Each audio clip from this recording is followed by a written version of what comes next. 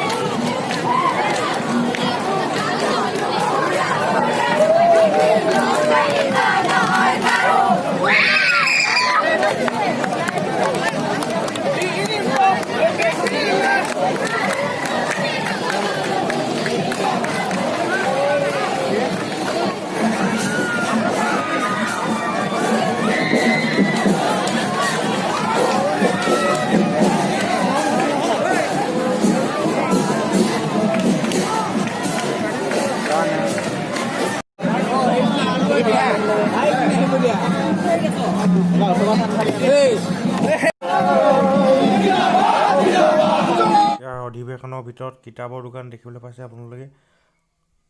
আজি ভিডিঅ'টো ইমানতে সামৰণি মাৰিব লাগিব, বেছি দীঘলীয়া নকৰোঁ।